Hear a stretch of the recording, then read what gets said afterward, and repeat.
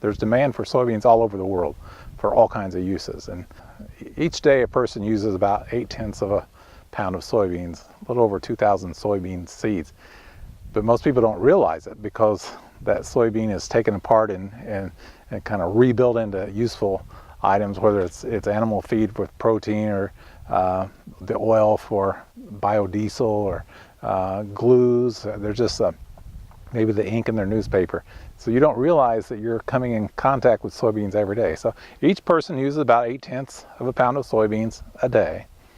An acre of soybeans will produce roughly 50 bushels, which would supply the annual needs for about 10 people.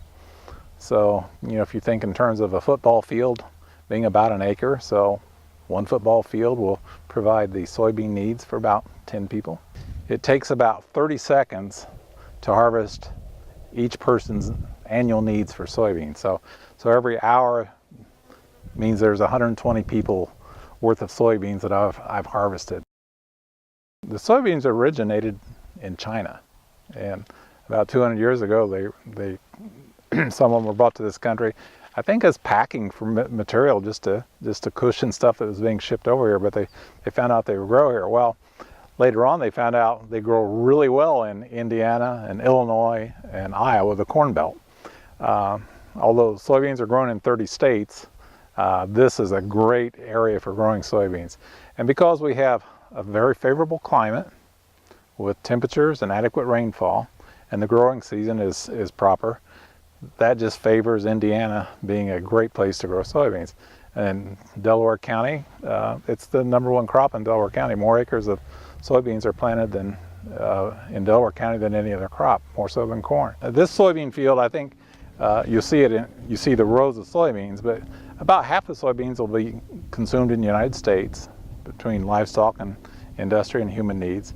The other half will be exported to Asia, to Europe. So every other row is used in the United States, and every other row is used somewhere else in the world. So about 50% of our soybeans are exported, which if you think about it, that's great for our balance of trade. It's a positive balance of trade. That means foreign dollars are coming into this country because there's a world demand for protein. Soybeans are great producers of protein, so we are exporting protein to those other countries and having a positive balance of trade doing so.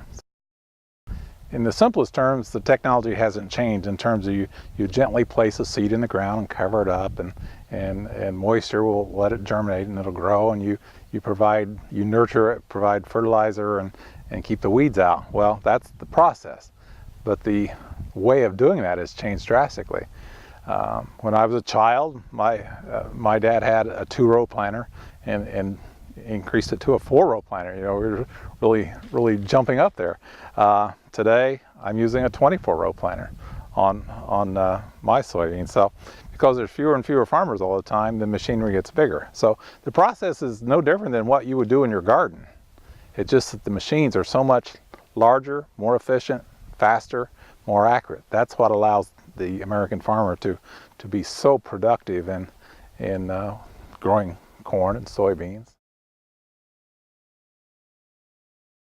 Here's a good example of a soybean plant. So as it continues to grow and sets nodes, and from those nodes come leaves, but at those node sites is where the pods will eventually be. Starts out as a blossom, sometimes purple, sometimes white, but those will eventually be the pods. You can see some little baby pods just starting, but in a few weeks the pods will be very evident as it goes through its growth cycle. One thing that my grandfather couldn't do was plant in no-till.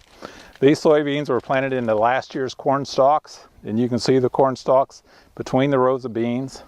And the neat thing about the corn stalks, they protect the soil from water and wind erosion. So just like putting a protective blanket over the soil, that's what these corn stalks are doing. And eventually they'll break down and release nutrients back to the soybean plant. The #1 threat to our production is probably soil erosion. So the more we can do to keep the soil in the field through techniques like no-till farming, then the more productive this field's going to be. So no-till is a very important part of the future of agriculture. It's a shame my grandparents, my great-grandparents didn't have that technology available to them. We're very productive in what we do, but the exciting thing is we have to be even more productive in the future. We have to grow more food in the next 50 years than we've grown in the last 10,000 to meet the demand of 9 billion people by the year 2050. That's quite a challenge.